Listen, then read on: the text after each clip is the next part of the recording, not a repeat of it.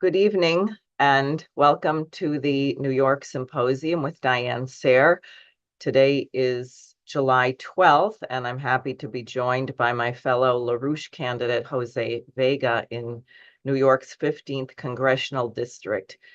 July 12th happens to be the 220th anniversary of the death of America's first Treasury Secretary, Alexander Hamilton, who was killed in a duel with British agent and then Vice President Aaron Burr. And I just want to share with people that my website has a section on American history visible right here. And you can read an article published in Executive Intelligence Review, LaRouche's journal, from December of 2008, which goes through the history of that assassination. The guns, I don't think, remain on display at JP Morgan Chase. I believe they've been moved, but I'm not certain. And I will say that as recently as 10 years ago, when I was in Albany, I ran into a state legislator in New York who still was very much on the side of Aaron Burr and was, a fan of the duel, I guess. I mean, it really, these things don't die. And part of the mission of our campaigns and what Jose will be taking up in the history of American revolutionary leader Gouverneur Morris is that our revolution actually hasn't been completed. Many people may know that, but I don't know how clear people are that this republic really was a work in progress. Now, we just finished, or we're concluding, the NATO summit in Washington, D.C.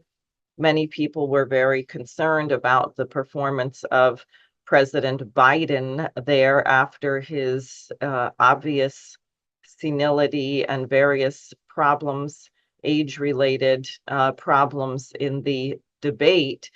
I watched his press conference at the end. He seemed to hold it together somewhat, although there were still some slips, and it was clear that all of the people he called on were not spontaneous. He had a list of who he was calling on. The questions probably also were known in advance. Imagine having a president of the United States with the power to launch a nuclear war who cannot handle unscripted questions and answers. It's extremely alarming. Now, for the NATO conference, it was totally delusional, but I would encourage everyone not to give up hope because these people are living in a fantasy of their own making. First of all, it's not entirely clear to me how long NATO is going to last.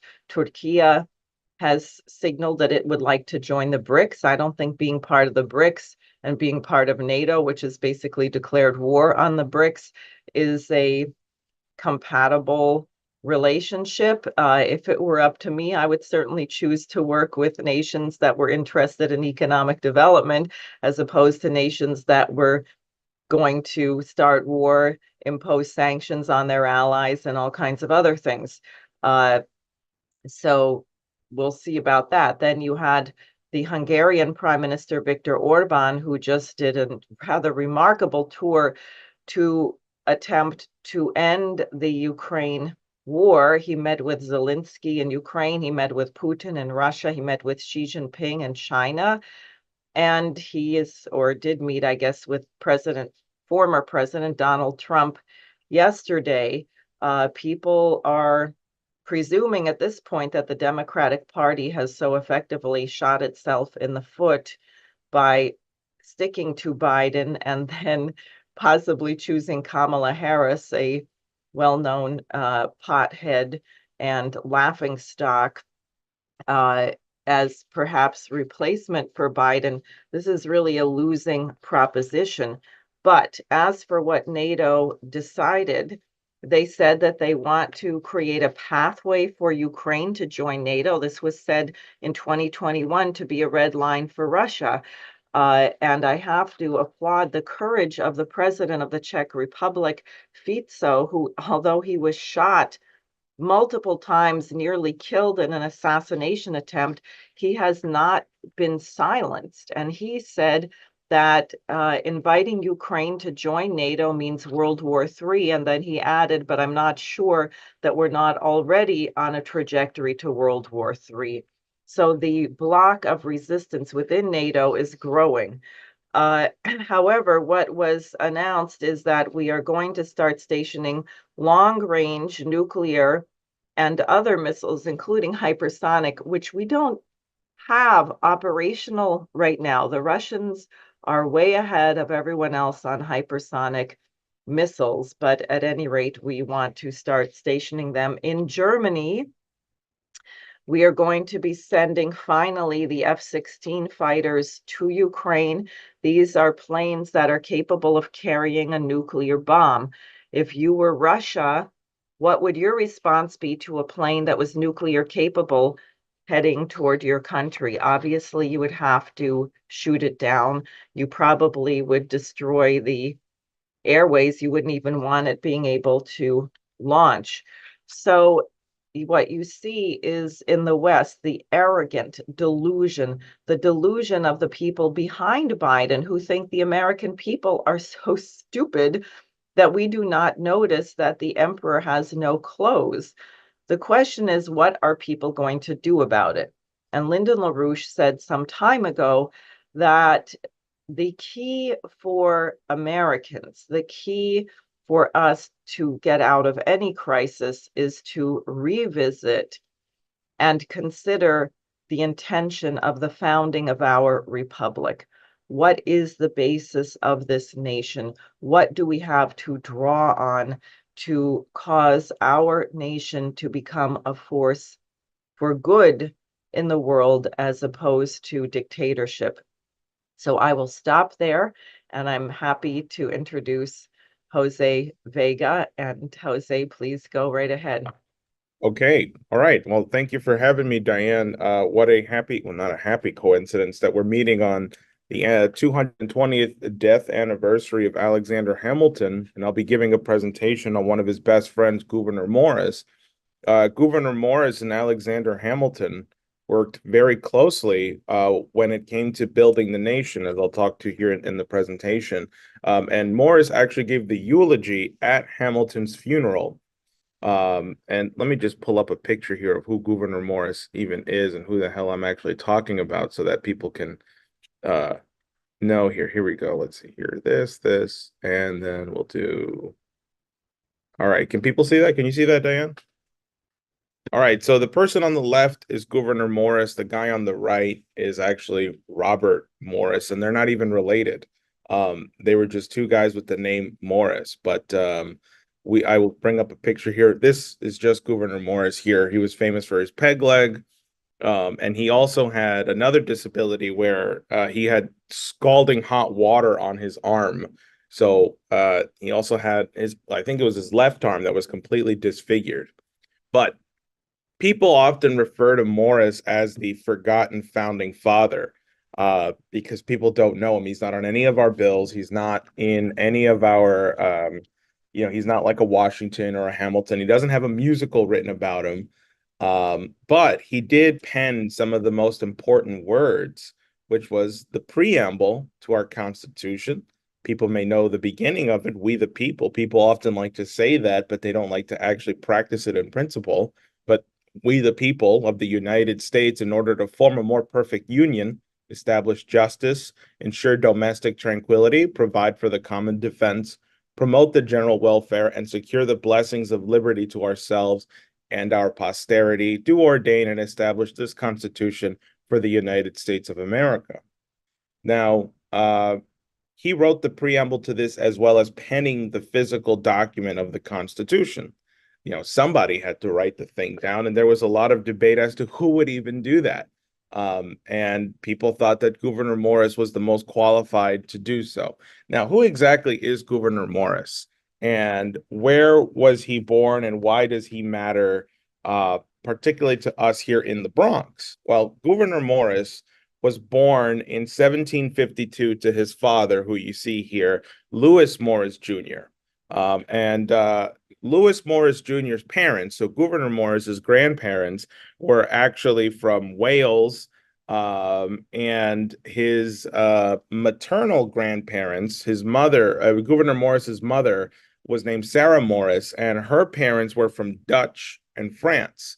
So Gouverneur Morris has a very diverse background: Welsh, French, Dutch, and this is the estate that they grew up in. Basically, this is a village called Morrisania Village, and this composed the majority of the Bronx, which I'm trying to find the picture of where you can actually see Morrisania. In fact, I think I can just hit the pause share. Can you still see that there, Diane?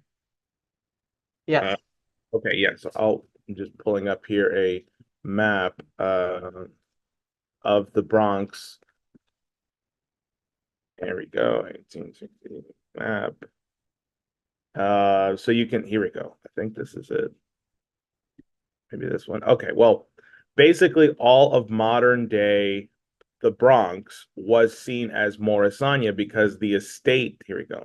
Let me now unpause my sharing. Let me do this. Basically all of the Bronx today was seen as a place called Morrisania. So you may recognize this map here. If you see that this is Harlem down here on the bottom left, then you can see the Bronx is Morrisania. So pretty much like half of the Bronx was seen as Morrisania, because that's just how big the estate was. Today in the Bronx, right up here by Highbridge Vale, has been renamed as Morris Heights. And Morrisania is pretty much still Morrisania, except down here by East Morrisania, today it's known as Mott Haven, because I believe a family called the Motts came in and bought a large portion of land, and that's when that became Mott Haven. But pretty much the influence of Gouverneur Morris is still felt in the Bronx because a lot of the streets are named either Gouverneur Street or Morris Street. You have Morrisania, you have Morris Heights, and I believe you can still see this place here. Here you go. Now I can put this back here.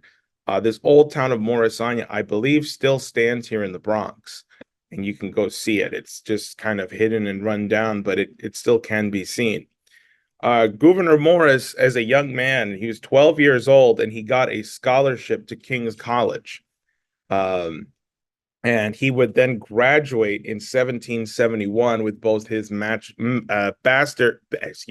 his bachelor's and his master's degree. And then he was elected in 1775 to the New York Provincial Congress. And what he did there was actually quite fascinating, and you would see this reflected later in his fight to abolish slavery in the United States, was that he wrote a draft constitution for the state of New York, which included abolishing slavery. Now, he wouldn't win this fight, but then he would later take this fight on in 1789, at the Constitutional Convention.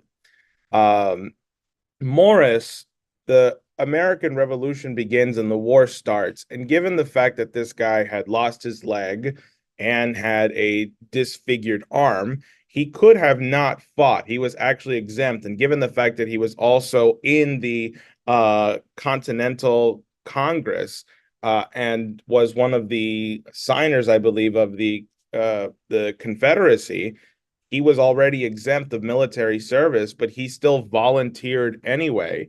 And I believe he volunteered, where is it here?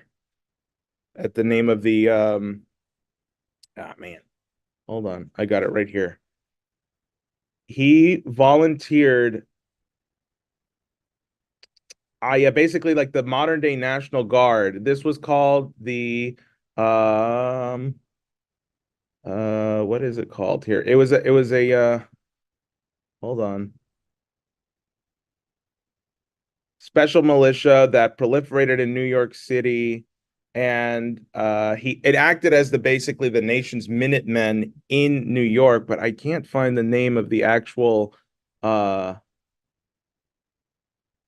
but yeah, okay, I don't know why I can't find the name of the actual committee, or the military committee that this was, but basically you had the Minutemen during the American Revolution, and then you had this group in New York, and he actually volunteered. And not only did he volunteer, but he was commanding regiments as well, in the American Revolution. So this guy with a peg leg and a disfigured arm is commanding regiments during the American Revolution and fighting off the British. Uh, and then he would actually begin a correspondence with Washington about the army. He in 1778 he visited Valley Forge, and he just looked at all the soldiers and he said, "Jesus, what kind of army do we have?" And so he began a kind of correspondence with Washington, giving him advice on the financial side of things for the military, and also giving him advice on just the military in general. And Morris would not win re-election to the Continental Congress for some time because he was ineligible to be re-elected, given the fact that a lot of his hometown was still under military occupation by the enemy. And actually, another great thing about Morris is that he had to fight, as many people are doing today, against familial pressure. So his older brother, was actually a senior army in the British Army before the American Revolution, and his mother was a staunch Tory loyalist. Okay. So, Gouverneur Morris going out and breaking with his family basically and joining these patriots and these revolutionaries was a big deal for him. His family owns pretty much the entire Bronx, and they're all, connected to the Tories one way or another. I don't know what his father believed, but I think a lot of people today who are looking at this situation going on in Gaza and Israel, and are having to break with their families to, fight for what's right. And so Gouverneur Morris is a great example of that. And so he decided at the end of the day he was still going to do what was right and join the American independence. Okay. So Morris then, goes to 1789, and he goes to pen the Constitution. And there on the House floor, he is just making these like staunch arguments against slavery, that a lot of the founding fathers would later comment on when they were reflecting on the convention of 1789. They were all saying, man, Morris sure had a mouth on him, but it was one of the best things about him.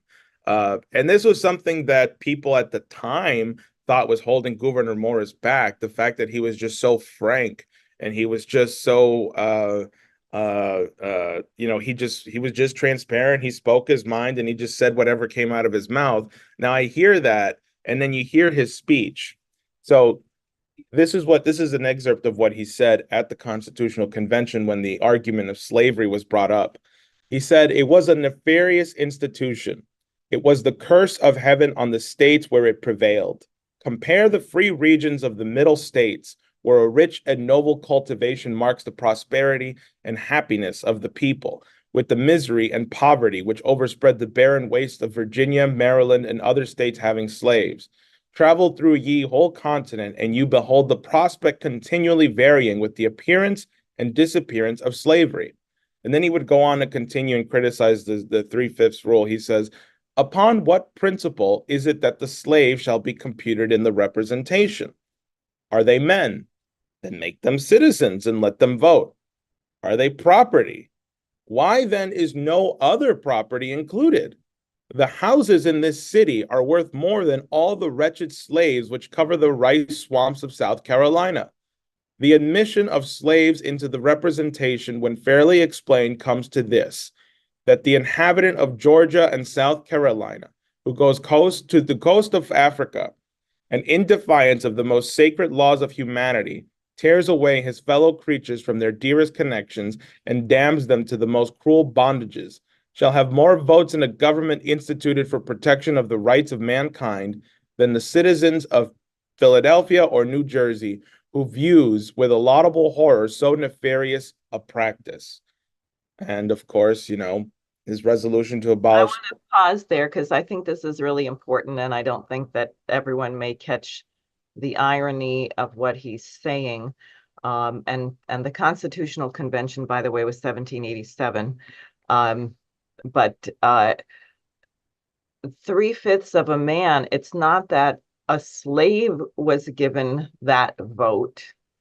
That's why he compares them to houses. It's the owner of the slave was allowed to get an extra 3/5 of a vote for the people who were suffering under him, who probably vehemently disagreed with whatever he was voting for.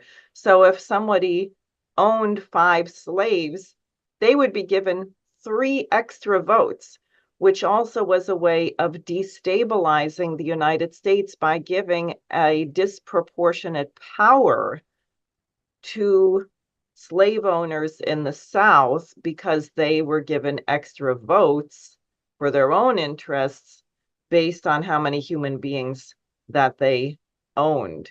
So the people who say a slave was only counted as 3/5 of a man, no, you're confused. It should have been 0.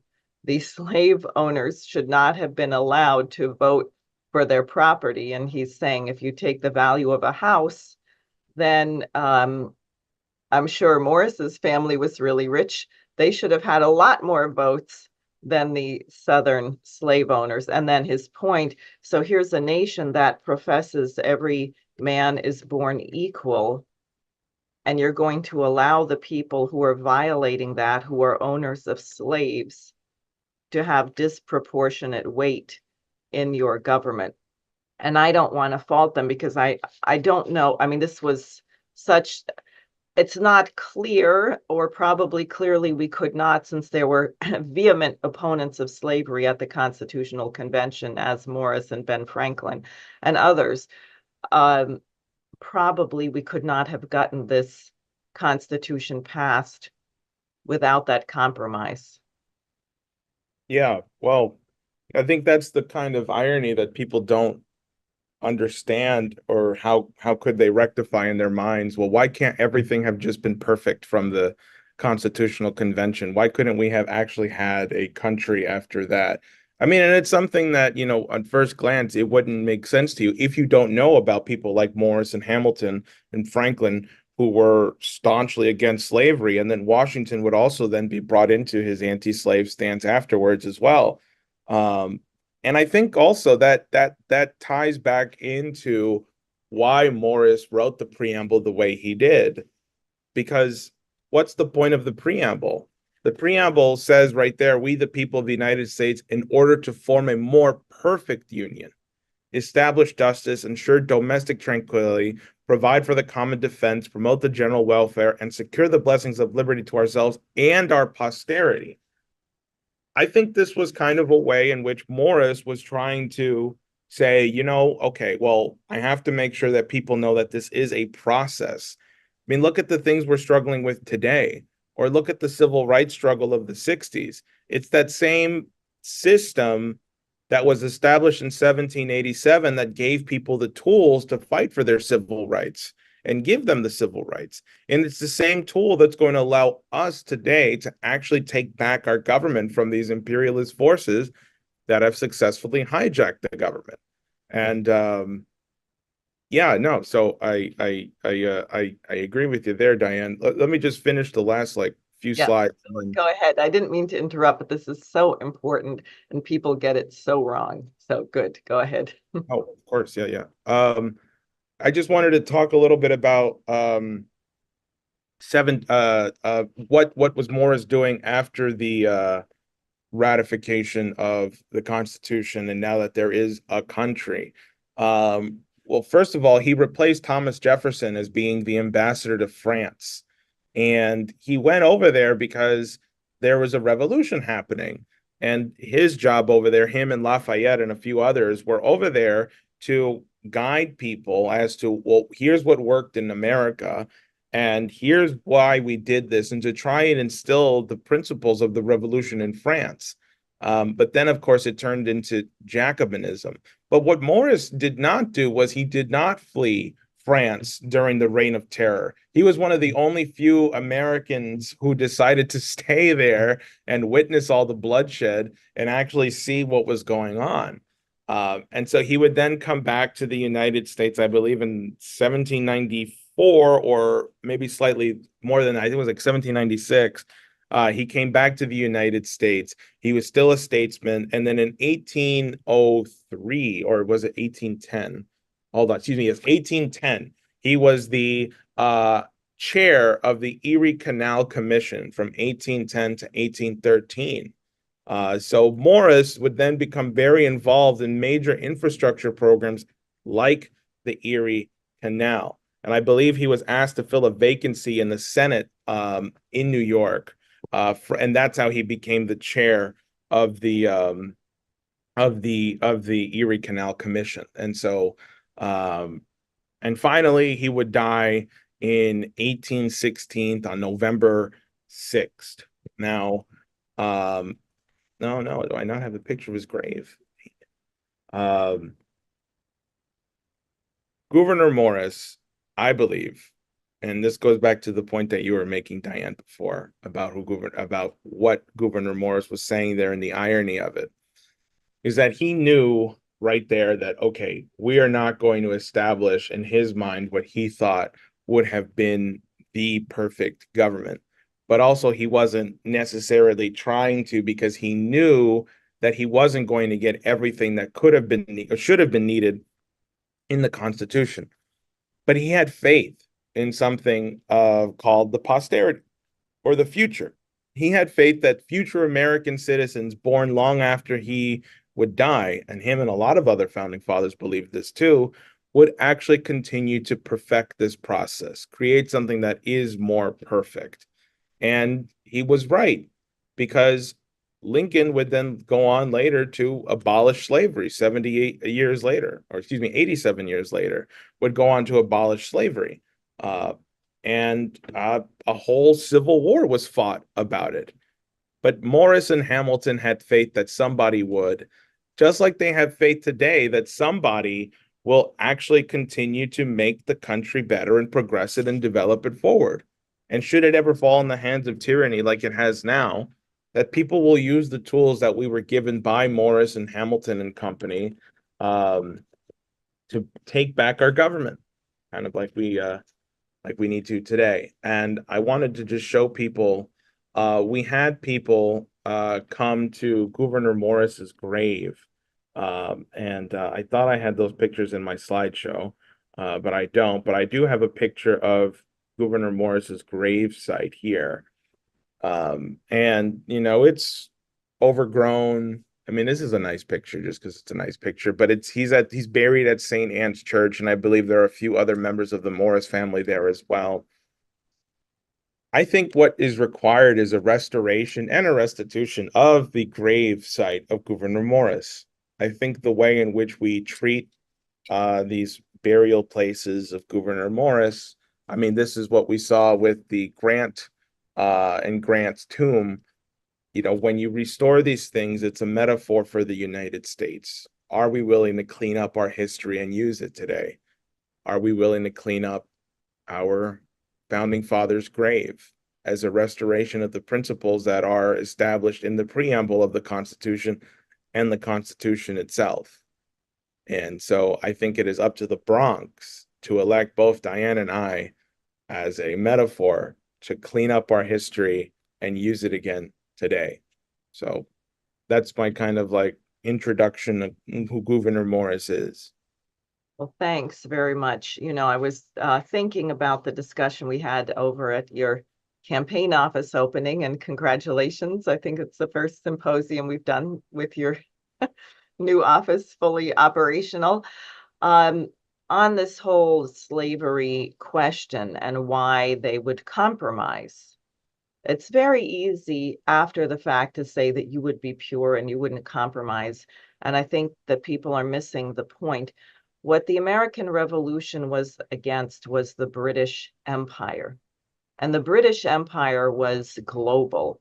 We had a dear friend, the former foreign minister of Guyana, who used to say, "Thank God the sun never sets on the British Empire, because you can't trust those people in the dark."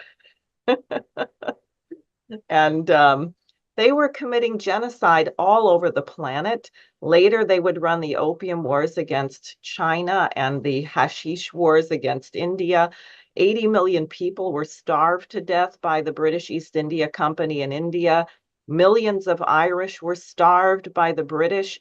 So this was not an effort merely to liberate a tiny colony in North America. What John Quincy Adams said very explicitly in his 4th of July speech, that the intent was to cover the fabric of the globe based on the principles that human beings had a certain quality of dignity, and that therefore governments had to reflect those principles and had to be based on the consent of the government. So you are in combat. They were in combat against the entire British imperial system. It's in a way like Abraham Lincoln's frustration at General Meade at Gettysburg. Meade said, well, I won. I got the Confederate Army off our land. And Lincoln said, what are you talking about? Our land is the whole United States. You could have defeated the Confederacy right then and there, and you didn't do it. You allowed them to rest and recuperate and get back across the river. And then we had to fight for 3 more years with hundreds of thousands of people dead because you didn't win the war. So the founding fathers actually didn't have that problem. They didn't say, oh, well, it's just enough. Let's carve out our little land and we'll just take a few little pieces of area that have abolished slavery. They're perfect. And then these other states, which still have this cancerous scourge, this evil idea about mankind, we're going to cast them off, because that would have been a toehold for the British.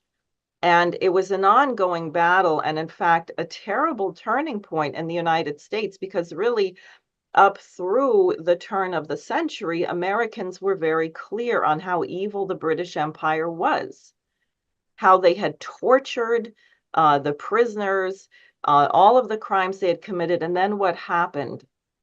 You had actually a few things. You had the assassination of Abraham Lincoln.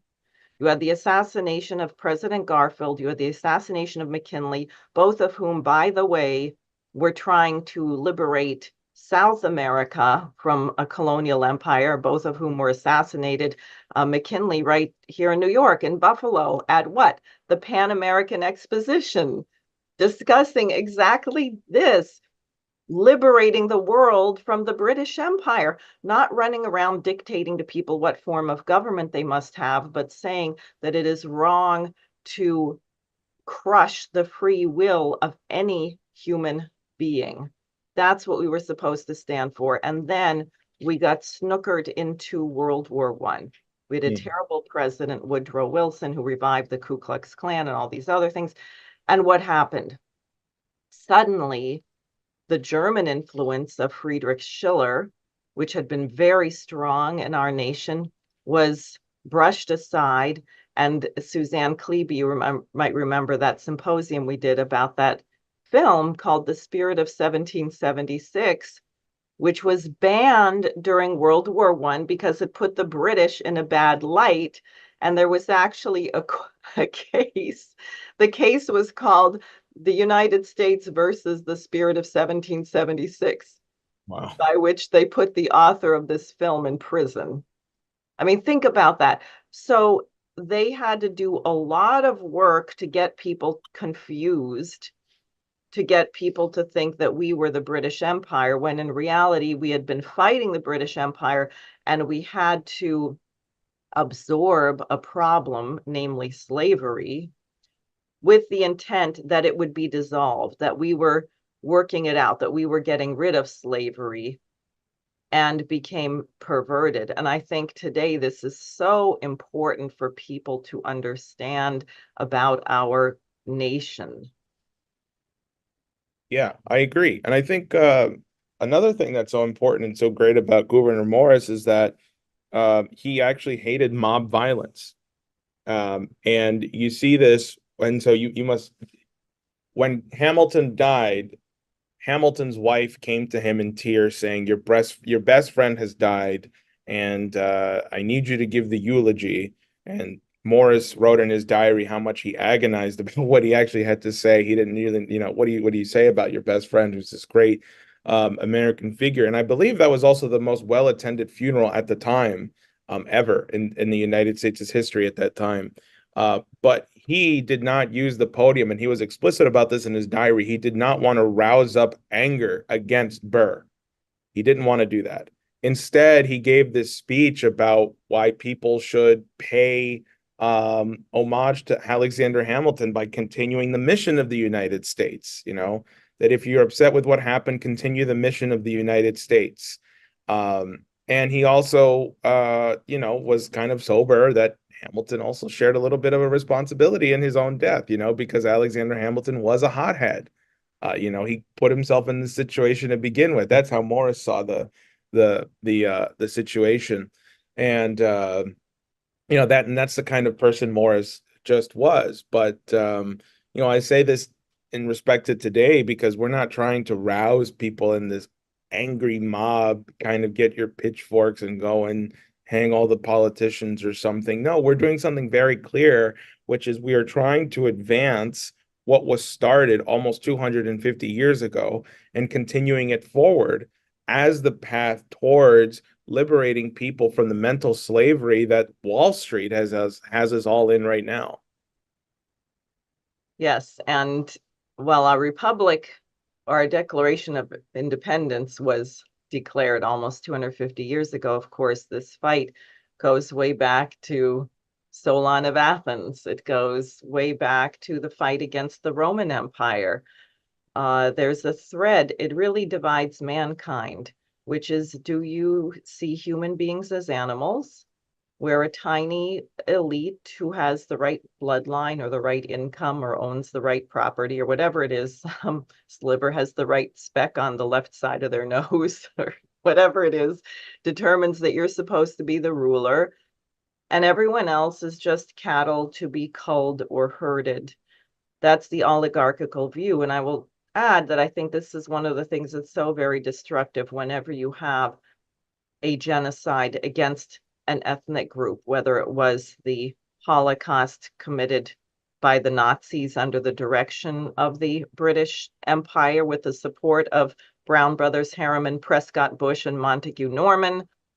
That genocide targeting the Jewish population of Europe, who were, by the way, the disseminators of remarkable culture, literacy, science, targeting that, or the genocide we now see ongoing in Palestine, in Gaza, against the Palestinian people, where as soon as you deny the humanity of another human being, what you actually are doing is destroying yourself and destroying your ability to have self-government. And you see that in Israel, which is clearly a complete dictatorship at the moment. And there are hundreds of thousands of people in the streets protesting Netanyahu, and family members of the hostages who are very upset, rightly so, that their hostages are not going to be able to be freed under conditions of genocide. They are participating in the protests and in many cases have been very savagely beaten up by the Israeli police. So all these people who run around saying how we're supporting Israel and the hostages, well, if you really cared about the hostages, then you would want this slaughter to halt. Yes, absolutely. And I also recently found out that in the 1850s and early 1860s, there were famous debates going on about Solon versus Lycurgus in the United States. These things were taken up and debated. So, yeah. Yeah, so we have a job to do. So it's excellent that you're doing what you're doing in the Bronx for the world. And of course, because we associate with someone who never gave up and never compromised, namely Lyndon LaRouche, people always ask, how do we know we can trust you? Well, Yeah. we Yeah, wanted to sell out. If I had wanted to sell out, I could have done that quite a long time ago. absolutely. I Not agree. That's the first thing people tell me. How can I trust you? Well, I come from an organization that's been around for over 50 years that uh, you know, never sold out and paid the price for not selling out. exactly. And I think it's our time. So I'd like to thank you, Jose. Thank everybody for watching. Please donate to both of our campaigns, and yours can be found at votevega.nyc. exactly, and mine is sarahforsenate.com. So thanks again and see you all very soon.